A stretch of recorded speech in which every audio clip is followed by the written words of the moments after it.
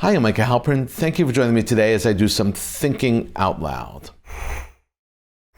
Our first segment is called Background Briefing. The first thing I've been thinking about is the big tent. I used to believe in the big tent. I believed in the biggest tent possible. It was all-inclusive. And then October 7th happened. That's when my thinking changed dramatically. The big tent is an expression used to define the Jewish community. It is a metaphorical expression, and it embraces the idea that all Jews fit inside the big tent. I used to believe that the difference between Jews and Jewish organizations were small relative to what unified the Jewish community. Hence, my large, inclusive tent was as large as possible. But ever since October 7th, and the reactions of certain Jews and certain Jewish organizations to that day, and to Israel's response to that day, and to Hamas, I can no longer be an advocate of the big, inclusive big tent. If you are Jewish and you support Hamas, you should not be permitted in the tent. It's as simple as that. If you're Jewish and you do not condemn Hamas, you should not be permitted in the tent. The tent is not that big. The tent needs to tuck itself in and say to groups and people, organizations, members and non-members, that they are not welcome if they advocate for Hamas and do not condemn Hamas. The Jewish tent cannot permit those Jews who support the mass murder of Jews under its cover. If you think this is not a big issue, think again. If you think how many people are actually talking about this, I'll tell you. Young Jews condemning Israel and supporting Hamas are all over social media, X, TikTok, Instagram, and others. Here is one very typical example. On X, Anna Epstein, a student at Boston University, flat out says that she's Jewish, and she proceeds to explain that she's ripping down the posters of kidnapped people by Hamas, dragged into Gaza and held in captivity because, quote, you are reading into propaganda. You're supporting occupation, she says. You can hear the interview with this woman and conclude for yourself. She is excluded by my understanding of the tent, as far as I'm concerned. So how prevalent is support for Hamas among young American Jews? Singal, a polling company, polled Jews in America from October 16th to October 19th, just over a week after the horrific Hamas massacre. And they discovered that 11.5% of those polled felt Hamas was justified in murdering, raping, kidnapping. It broke into two groups. 3.6% strongly agree, 7.9% somewhat agree. That's 11.5% too many. They also discovered that 57% of Muslims in America felt the same way. I have devoted my life to education, in summer camps, in classrooms, in lecture halls, in corporate boardrooms, in corridors of power, in the media, like this. And I do not think that we can educate these Jews. They are beyond educating, beyond the pale of acceptable Jewish behavior. Once upon a time, we would have called them self-hating Jews. But that term does not apply. It doesn't even do them justice. They are way beyond self-hating. It is time for us to excommunicate Jews who bash Israel and praise Hamas. We must put them in the rabbinic term cherem. They are not welcome in Jewish life, not in any form of Jewish life. They support Hamas and give credence to their attacks by claiming to be Jewish. We must reject them. We cannot permit them refuge in our families and in our communities. Do not invite them to your family celebrations. Do not permit them into your temples and synagogues. Do not talk to them. Do not approach them. Do not bury them in the Jewish cemeteries. Do not say Kaddish for them. They are traitors to the Jewish community. They endanger the Jewish community. They are collaborators. This is not the first time in Jewish history where traitors were identified and placed into cherem. At one time, the phenomenon of a Jewish traitor was so dangerous to the Jewish community that the rabbis changed the liturgy of Jewish daily prayer to address them. They added an additional blessing to the daily prayers. The blessing is called Birkat Haminim, a curse on the heretics. It is the 12th benediction in the 18 benedictions, the Shmona Esrei. The change transformed the 18 benedictions, by the way, the Shmona Esrei, into, which is the centerpiece of Jewish liturgy in Jewish prayer, into 19 prayers, although we still refer to it as the Shmona Esrei, as the 18. The prayer is recited silently 3 times a day and out loud twice a day. It is a significant part of Jewish prayer. The Talmud in Brachot, on page 28b, records that Rabbi Shmuel HaKatan was commissioned by the rabbis of Yavne to write a prayer about disloyal Jews and groups causing damage and creating a danger to the Jewish community. Exactly who the Jews and the Jewish groups were is a matter of speculation, maybe a discussion for another time. During the Middle Ages, when groups of Jews collaborated with non-Jews attacking Jews, the European Christian censors of Jewish books changed this blessing.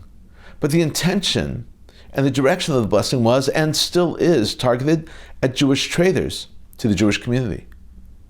We may need a new term for this group of people, but whatever the term is, it should not be based on anything Jewish. I would say Hamas supporters works for me. I suggest that the rabbis, just like those rabbis, we take these traitors very seriously. For those readers who pray, this benediction should take on added significance. Coming up next, points of view. Today, I want to look at just one column. The column was published on November 4th, 2023 in the Times of Israel. It is a letter, a dear colleague letter, written by an Israeli archaeologist named Aaron Meir. He writes to his colleagues abroad, to those who have not been in contact with him since October 7th. Meir writes a long and very powerful letter. If you have the time, you should actually definitely go and read the letter in its entirety. Here are some of the highlights. Every Israeli with friends and colleagues abroad can identify with Meir. The column is entitled, Letter to My Colleague Who Didn't Check In. This is how he begins. Dear colleague, I hope all is well with you and your loved ones. Since I have not heard from you since last month, I am writing to update you about my situation.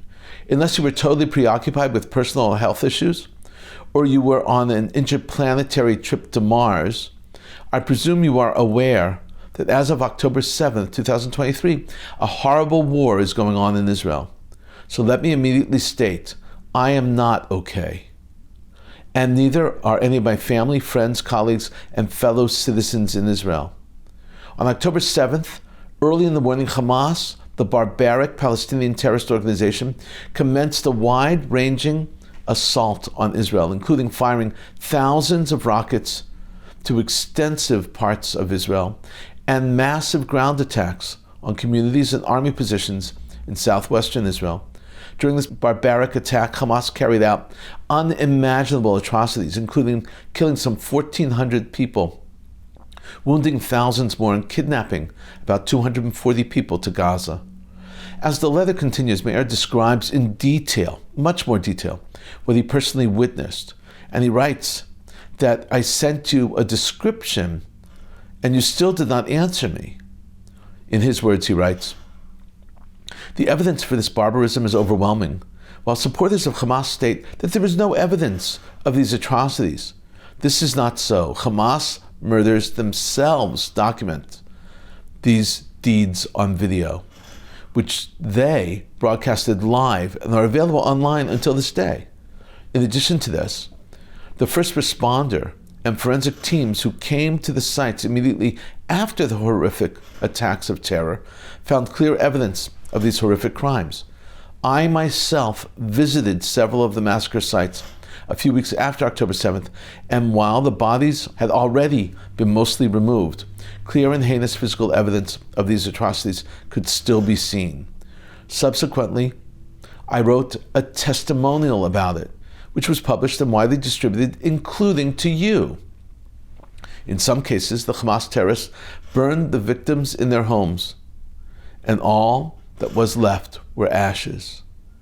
Due to this unparalleled situation, colleagues of mine, archaeologists from Israel, from the Israeli Antiquities Authority, were brought to these killing sites in an attempt to retrieve bone fragments and teeth in the hope of identifying those murdered and giving their surviving family closure. Like after 9/11, every effort is being made and no cost being spared to find and identify even the tiniest piece of physical anthropological evidence for each and every victim. You may even have read that the death of the late Shani Luke, a 23-year-old German-Israeli woman, was recently determined based solely on the discovery of a bone, which was determined to be from her based on DNA.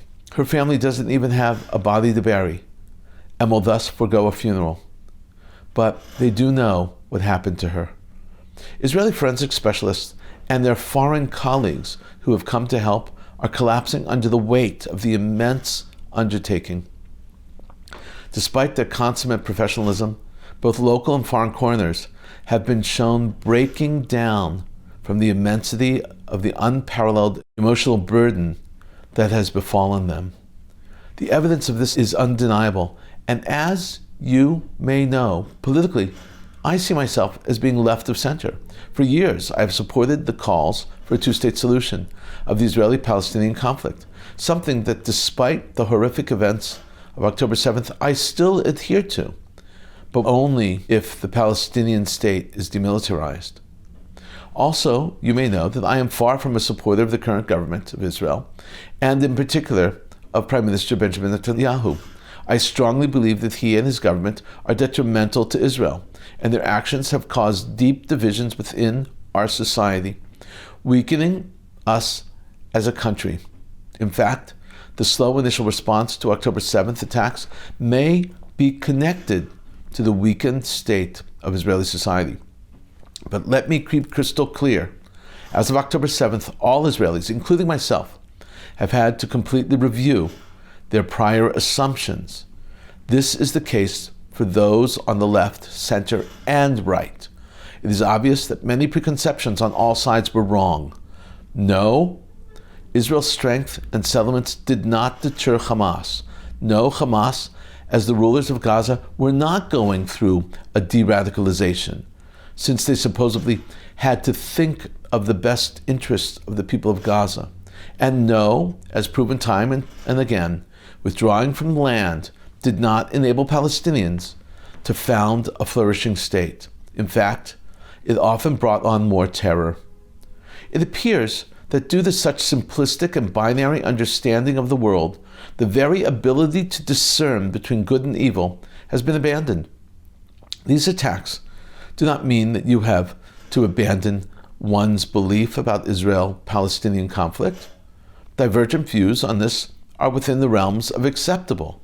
But if being pro-Palestinian means that you support the murder, rape, torture, and abduction of civilians, including infants, children, women, elderly, and sick, then you condone and support and enable the barbaric terrorists. Meir concludes his letter saying, what is on every single person's mind, that if you agree with Hamas, you are on the wrong side of morality and the wrong side of history. And I do not want to hear from you ever again. And this is how he concludes. I'm quoting here. Since I haven't heard from you, I'm glad that I have the opportunity to update you. As many friends and colleagues did write or call to check on how I was doing, I was not sure where you stand. I hope you will stand against the murderous barbarism of Hamas. If you choose not to, you're placing yourself on the wrong side of history and morality, just as those who condone the murderous actions of the Nazis, of Khmer Rouge, or of ISIS should not be considered as being worthy of having anything to do with. So if you don't take a stand here and now, the rancid and repulsive character of your clearly immoral background is crystal clear. If this is the case, and I truly hope this is not so, and you can't bring yourself to explicitly condemn the murderous actions of Hamas, I'm not interested in having any connection, personal or professional with you in the future. Political disagreements are fine, but condoning barbaric murder, torture, and imprisonment of civilians is not. Just as I don't interact with neo-Nazis, I won't have any contact with supporters, explicit or implicit, or the barbaric Hamas terrorists. I do hope you take my words to heart. Sincerely, Aaron M. Meir. I hope this piece resonates as powerfully for you as it did for me. It's enormously powerful. Coming up, commentary through cartoons, where pictures tell the story. I want to show you 5 items today. The first 3 are cartoons, then a rap song. Yes, a rap song. And finally, an Instagram piece posted by a family living in Manhattan, a wonderful family of influencers. This first cartoon, we have characters representing the extreme right and the extreme left. They are both jumping on the grave that has a Star of David on its tombstone. The cartoon creator artfully shows the nexus between the extremes on the left and the right. They are unified by their hatred of the Jew. He calls it common ground.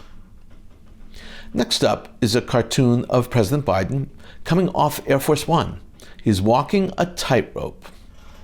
Actually, he is teetering on the tightrope. Below the tightrope are Israeli flags and the signs that welcome him to Israel. Yes, the President of the United States needs to do a balancing act. Biden has been strongly condemning Hamas, and we hope and pray that he stays strong in his support for Israel and the condemnation of Hamas. Israel needs his strong support. This last cartoon depicts 3 Hamas terrorists who have found safe space. They are hiding behind an ambulance. Jake Sullivan, the White House National Security Advisor, recently said that the White House does not want to see fighting inside hospitals. But when terrorists hide and embed in hospitals, and Israel's goal is to get to the terrorists, it is inevitable that there will be fighting in the hospitals in Gaza. Now a rap performed by Ari Lesser. The song was actually written in 2014, 9 years ago, during the last conflict between Israel and Hamas.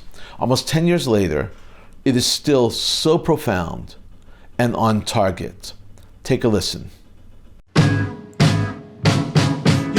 Criticize Israel, that's cool, but if you support Hamas, you're a fool. Unless you want radical Islamic rule and stockpiles of rockets at your kid's school. Remember, they send their own people out strapped with suicide bombs blowing up in their lap. You think they seek peace? That's a bunch of crap. They just want to wipe Israel off the map. Let me start off slow so you don't get lost. Palestinians are not the same as Hamas. Though they may live in the same location, Hamas is a terrorist organization. They might call themselves freedom fighters, but they're just like the Taliban and Al-Qaeda, using lethal force against Arabs, Jews, and anyone else who disagrees with their views.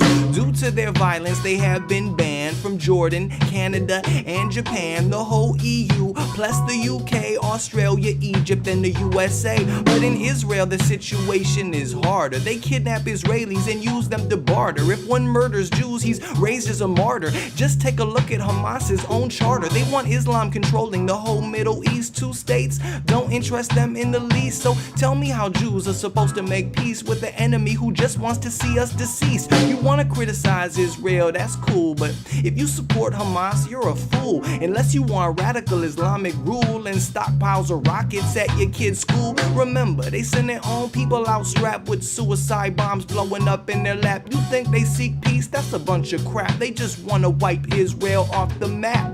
Gazans are living in poverty, but Hamas just went on a building spree of underground tunnels through which they plan to unleash attacks on Israeli land. They used 80,000 tons of cement, a valuable resource which could have went to development of new apartments to help Palestinians who can't pay the rent. Iran has given them hundreds of millions, but they shoot it all at Israeli civilians. Their rockets get blown by the Iron Dome while their own people are starving at home, and it's even worse on the battlefield, where they wield civilians like human shields. Israel uses weapons when its people are threatened, but Hamas uses people to protect its weapons. If I was from Gaza, I would be pissed, but to be honest, I wouldn't resist, cause Hamas's rivals all wind up dead, tortured before they get shot in the head. So you wanna criticize Israel, that's cool, but if you support Hamas, you're a fool. Unless you want radical Islamic rule and stockpiles of rockets at your kids' school. Remember, they send their own people out strapped with suicide bombs blowing up in their lap. You think they seek peace? That's a bunch of crap. They just wanna wipe Israel off the map. This is a clip from an Instagram post by Lizzie Savitsky, a major powerhouse in defending Israel on the new media. It's a clip of her children and her husband as they're at Hunter College looking at the kidnapped posters of their peers who were taken into captivity by Hamas. We're hearing them express their feelings about what's going on. It's enormously powerful, I think, and very meaningful. Take a listen. Today we went to Hunter College, where lots of posters from the hostages got ripped down. This is Gal. He's 11 years old like me. He got kidnapped with his little brother who's the same age as my little sister. They're currently held hostage in Gaza. This is Gal's little brother Tal. He's 9 years old just like me. I can't imagine how scared he must be. His dad and his sister were both killed. This is Abigail. 2, 3, make me. Both of her parents were murdered by Hamas. She's in Gaza all by herself. I can't imagine anything sadder. I don't know why anyone would want to tear these posters down. These are just little kids. They didn't do anything to deserve this. We have been so sad. We have been praying for them every single day. We made it extra hard for anyone to take these posters down. We want the world to know and to care about them. We said a special prayer for their safe return. We will continue to pray for them every single day until they return home. We want all these kids to come home now. Please share this video and let the world know. Bring them home. In a moment, more of my own perspective and a few predictions. Prime Minister Benjamin Netanyahu announced that Israel not only offered fuel to Gaza's Al-Shifa hospital, but delivered the fuel, which was suspending operations, by the way, amid fierce fighting with Hamas. But the terrorists refused to accept the fuel. Netanyahu put it bluntly when he said, "We just offered Shifa hospital fuel and they refused it." The entire exchange is actually available on audio and videotape. Israeli President Isaac Herzog revealed in an interview with the BBC, the British network, that the IDF forces found Adolf Hitler's book Mein Kampf, translated into Arabic, in a children's room in a civilian home that served as a terrorist base for Hamas in Gaza. Inside the home, IDF found weapons, explosives, weapons labs, computer labs. Herzog presented this finding as further proof that Hamas operates from the heart of the civilian population in Gaza. He said the terrorists wrote notes, marked the sections, and studied again and again Adolf Hitler's ideology of hating the Jews, killing the Jews, and burning and slaughtering Jews wherever they are. This is a real war we are facing, Herzog said. About 1,200 people in Tokyo, the capital of Japan, marched in support of Israel recently. The demonstrations came from various regions and islands, including the northern island of Hokkaido and the southern islands of Kyushu, Osaka, and Nagoya. Representatives of the Israeli and Jewish communities of Japan also came to the march, which was led by diplomats by the Israeli embassy in Japan. Israel's ambassador to Japan, Gilad Cohen, said, "I am moved by the huge demonstration of support from Israel that took place today in Tokyo. Friends are measured in times of need, and the citizens of Japan are our friends, demonstrated this today." Prime Minister Benjamin Netanyahu reminded the world that Palestinian Authority has still yet to condemn the massacre perpetrated by Hamas and stressed that the PA cannot control Gaza for that reason alone. In no uncertain terms, Netanyahu said the day after the war, Israel will have, security-wise, control over the Gaza Strip, with the ability to enter whenever needed to eliminate terrorists who may resurface. There will be no Hamas. There will be no civil authority indoctrinating its children to hate Israel, to kill Israelis, or destroy the state of Israel. There cannot be an authority there that pays families of murderers based on the number of people they killed. It cannot be that the leader of that authority, more than 30 days after the massacre, still has not condemned it. That cannot stand. There will need to be something else there. There may be pressure on this issue, but I do not mean to give up. In an interview with Sky News, UK Defense Secretary Grant Shapps expressed support for Israel's fight against Hamas. Shapps says, if that terrorist attack a month ago had been on Britain and 1,400 Brits had lost their lives, the idea that we wouldn't pursue the terrorist organization when we knew where they were and that anyone would tell Britain that we shouldn't do that, I think would be rather improbable and extraordinary. And therefore Israel does have the right to do that. U.S. National Security Advisor Jake Sullivan said in an interview with CBS Network that the United States, quote, does not want to see battles in hospitals, unquote, in Gaza, against the backdrop of Israel's activity around the medical centers in Gaza, where leaders of Hamas are hiding. Sullivan added that Washington is involved in negotiation over the compromise between Israel and Qatar regarding the hostages, and that the administration in Gaza, after the war, will not look like it did on October 6th. According to him, it is up to the Palestinian people to decide what their future administration will look like. Hezbollah activity is intensifying in the north of Israel. Rockets and missiles are being launched with greater frequency, and the IDF has detected several more anti-tank missiles launched from Lebanon towards Israel. The IDF is responding with artillery fire into Lebanon, targeting the location of the origin of all those launched rockets. It seems that Hezbollah is trying to hit Israel, but not too hard, so as not to provoke Israel into a more ferocious response. We've been thinking out loud about a lot today. Now that you know what I've been thinking, let me know what you're thinking. Email me at micah@jbstv.org. Tweet me at Micah Halpern. Tell me what you think. Before we end, let me leave you with one piquante piece of information. Did you know that Mein Kampf, the manifesto written by Hitler, is not actually one book, it's actually two. It's two complete volumes, which were published separately and then brought into one. He wrote it in prison after being convicted for treason. In 1923, Hitler attempted a coup against Germany in a beer hall called the Beer Hall Putsch. He was arrested, tried, and convicted, and sentenced to prison. While in prison, he wrote this manifesto. Now, the whole idea, firstly, it's rambling, it's long, it doesn't go into any sort of movement. What it does do, though, is it explains his idea of the final solution, of ridding the world, first Germany and then the world, of Jews.